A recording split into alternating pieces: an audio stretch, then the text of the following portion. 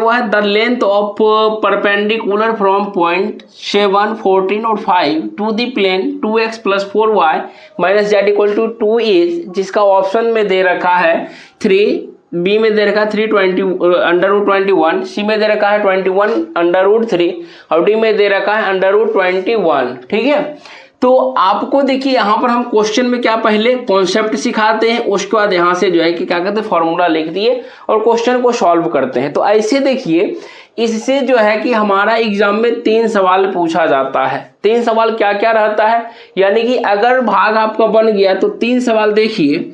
सबसे पहला क्वेश्चन रहता है यहाँ से फुट ऑफ परपेंडिकुलर, क्या रहता है पूछा जाएगा क्वेश्चन आपसे। पहला क्वेश्चन यहाँ से फुट ऑफ परपेंडिकुलर पूछा जाएगा।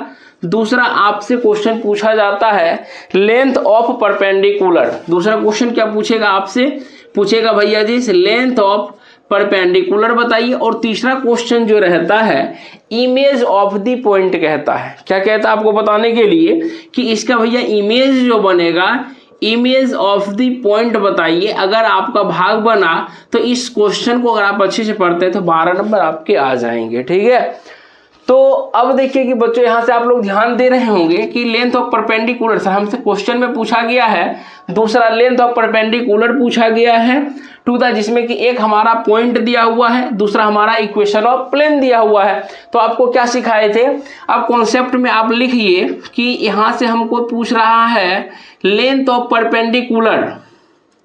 क्वेश्चन हमसे क्या कह रहा है भैया, कह रहा है लेंथ ऑफ परपेंडिकुलर निकालिए, जबकि एक पॉइंट दिया हुआ है 7, 14, 5, यानी इसको x1, y1, z1, यानी कि कह सकते हैं the length of perpendicular which passes through the point 7, 14, 5 and the plane. Equation of plane जो है आपका दिया हुआ है, इक्वेशन ऑफ प्लेन यहाँ से दिया हुआ है 2x + 4y - z = 2, यानी कि सर यहाँ से ax + by + cz + d = 0, जो कि हम आप लोगों को पहले ही दोनों चीज़ पढ़ा रखे हैं, आप लोग अच्छे से समझ रहे हैं। ठीक है, जब सर इतना चीज़ समझ गए तो अब यहाँ से डायरेक्टली हम लोग क्या करते हैं, अगर बनाए तो बहुत बड़ा बनता है, लेकिन हम आप लोगों के लिए छोटा सा कॉन्सेप्ट लेके आते हैं। कॉन्सेप्ट क्या है कि यहाँ से जब ऐसा टर्म हमको दिया हुआ रहे तो चूंकि यहाँ से आप क्या कर सकते हैं, यहाँ से सर हम लिख सकते हैं formula x - x1/a y - y/b = यहाँ से लिख सकते हैं सर z - z1/c, जिसमें कि आप लोगों को सब चीज़ पता ही है। और इसके डायरेक्टली में आप लिख सकते हैं माइनस ब्रैकेट में क्या लिखेंगे ax1 + by1 + cz1 + d upon, यहाँ पे क्या लिखेंगे d upon a² + b² + c²। क्या लिखेंगे यहाँ से a² + b² + c²। बस ये चीज़ आप फॉर्मूला लिख लिया, आपका क्वेश्चन बन गया। सब चीज़ आप लोगों को अच्छे से पता ही है। x1, y1, z1 क्या होता है, जो पॉइंट का कोऑर्डिनेट दिया हुआ रहता है। ABC क्या होता है, स्टैंडर्ड जो प्लेन का इक्वेशन का जो होता है x का कोफिशिएंट, y का कोफिशिएंट और z का कोफिशिएंट यहाँ दिया हुआ रहता है। सब चीज़ पता होगी आपको। सर पुट करते हैं डायरेक्टली, देखिए x - x1 का वैल्यू है 7 बटे में सर a में क्या लिखे, a में आप 2 लिखिए यहाँ से। y - y1 का वैल्यू कितना है 14 है बटे में b का वैल्यू कितना है 4 है सर। z - z1 का वैल्यू 5 है सर। c का वैल्यू क्या है भैया, c z का कोफिशिएंट है -1, तो सर -1 हो गया बटे यहाँ से माइनस। अब sir ax1 by1 cz1 + d क्या है, ये समझ में नहीं आ रहा। तो अब देखिए अच्छे से आपको समझ में आएगा। क्या समझ में आएगा, हम आपको नहीं सिखाए हैं। पहला चीज देखिए यहाँ से क्या कहते हैं, ये जो इक्वेशन दिया हुआ भैया 2x + 4y - z = 2 दिया हुआ है। अब देखिए ये x का कोफिशिएंट a कहलाता है, y का कोफिशिएंट b, z का कोफिशिएंट c कहलाता है।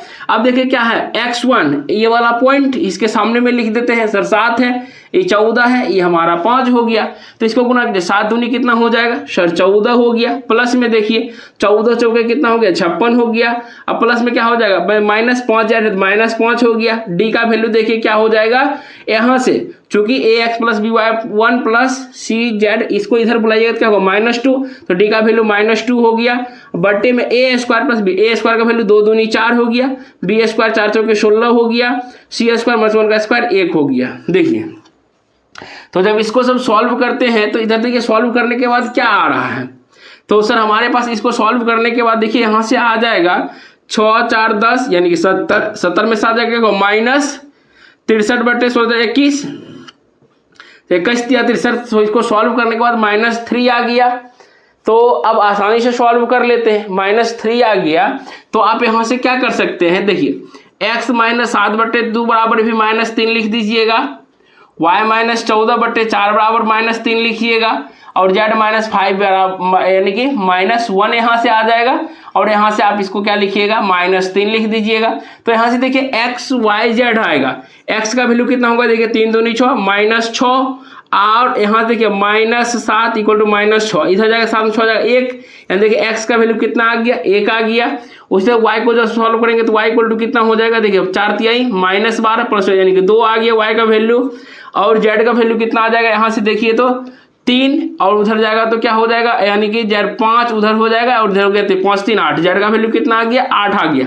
अब देखिए यहाँ से जब x y z जो आ गया, इसको हम लोग क्या कहते हैं, फुट ऑफ परपेंडिकुलर कहते हैं। क्या कहते हैं भैया, ये हमारा फुट ऑफ परपेंडिकुलर निकल गया, यानी कि एक्स वाई जेड। अब सर ये चीज हमको समझ में नहीं आया, फुट ऑफ परपेंडिकुलर क्या होता है, लेंथ ऑफ परपेंडिकुलर क्या होता है, और इमेज ऑफ द पॉइंट क्या होता है। तो अब सबसे अच्छी चीज सीखिए, यहाँ से इतना तो हो गया, सॉल्व कर लिए। अब देखिए ये चीज जो दिया हुआ है क्वेश्चन में, क्या दिया हुआ है कि sir length of perpendicular from the point, मानी कि एक पॉइंट है यहाँ से, इसका आपको क्या करना है, परपेंडिकुलर निकालना है 7 14 5 का, जो कि मानी यहाँ से एक प्लेन है, इस प्लेन से गुजर रहा है। तो इस प्लेन का कोऑर्डिनेट जो आप निकालिएगा X Y Z A B C जो मानिए, ये आपको क्या कहा, देखिए इस लाइन का क्या है, फुट है, इसको हम लोग फुट ऑफ परपेंडिकुलर कहते हैं। और इस दोनों पॉइंट जो दिया हुआ, इस दोनों पॉइंट के बीच का अगर आप लेंथ निकाल लेते हैं, इसी को हम लोग क्या कहते हैं, लेंथ ऑफ परपेंडिकुलर। अब देखिए इमेज ऑफ पॉइंट क्या कहता है,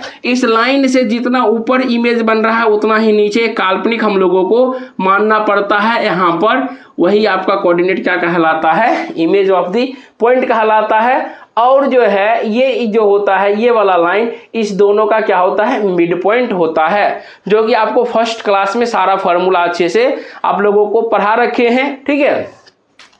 तो अब सर हमारा क्या हुआ, लेंथ ऑफ परपेंडिकुलर निकल गया, सॉरी क्या निकल गया हमको, फुट ऑफ परपेंडिकुलर निकल गया, यानी कि सर इसका कोऑर्डिनेट 1 2 8 आ गया। लेकिन क्वेश्चन में तो हमको लेंथ ऑफ परपेंडिकुलर पूछा है, तो कैसे निकालेंगे लेंथ ऑफ परपेंडिकुलर,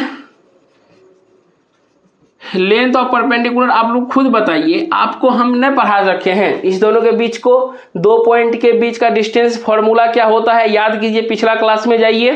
तो सर आपने लिखाया था कि x2 - x1 यानी कि 7 में से एक जाएगा 6, √6 का स्क्वायर क्या होता है 36, प्लस y2 में 14 में से 2 जाएगा बराबर है 144 हो गया, प्लस ये क्या होगा 5 में से आ जाएगा 3, 3 का स्क्वायर 9, यानी कि सर √ क्या करेंगे, इसको करेंगे कितना हो जाएगा 9 4 13 6, 19 का 9 हाथ में बचा, 1 बचा, 4 3 7 1 बचा 8 और 1 कितना हुआ 189। 189 को आप क्या लिखेंगे, 21 × 9 करेंगे, यानी कि 3√21 लिख सकते हैं क्या। तो यही आपका क्या हो गया, लेंथ ऑफ परपेंडिकुलर हो गया। देखिए ऑप्शन नंबर बी में आपको दे रखा है, जो कि एग्जाम में आपको पूछा हुआ है। तो आप इमेज ऑफ द पॉइंट नहीं निकाल सकते हैं, बिल्कुल sir image of the point निकाल सकते हैं।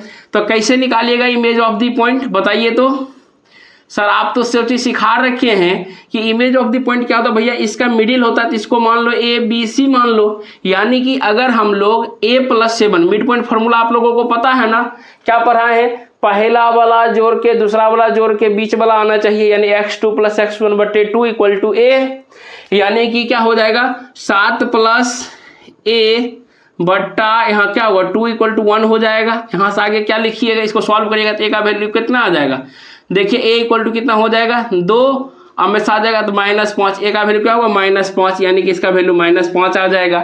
b का वैल्यू देखिए कितना हो जाएगा, यानी कि 14 + b/2 = 2, यानी कि दूसरा क्या हो जाएगा 14 + b/2 = पिछला लाइन, यानी कि 14 + b = क्या हो जाएगा 4, b का इक्वल टू क्या होगा -10। देखिए b का वैल्यू कितना निकल गया -10 निकल गया, -5 -10 हो गया। और c का वैल्यू उसी तरह से आप लोग ना होशियार है, निकाल लीजिए, क्या हो जाएगा यहाँ से देखिए 5 + c, यानी कि यहाँ से लिख सकते हैं सर 5 + c/2 = कितना हो जाएगा 8 हो जाएगा। देखिए इक्वल टू 8 दूनी 16 में समझ जाएगा 11। इस प्रकार से देखे आप क्या चीज सीखे कि यानी कि सर ये छोटा सा वीडियो में सर आपने हमको 12 नंबर बता दिया, यानी कि पहला क्वेश्चन अगर हमसे फुट ऑफ परपेंडिकुलर पूछे वो भी हम निकाल लेंगे, यानी सीक्वेंस से चलेंगे। पहला से फुट ऑफ परपेंडिकुलर निकल गया, डिस्टेंस फार्मूला से लेंथ ऑफ परपेंडिकुलर निकाल लिए, और तीसरा फार्मूला से हम लोग क्या निकाल लिए, इमेज ऑफ द पॉइंट भी आपको निकाल लिए। यानी कि यहाँ से आप लोगों का सॉलिड ज्योमेट्री का लगभग जो है कि टर्म खत्म हो चुका है।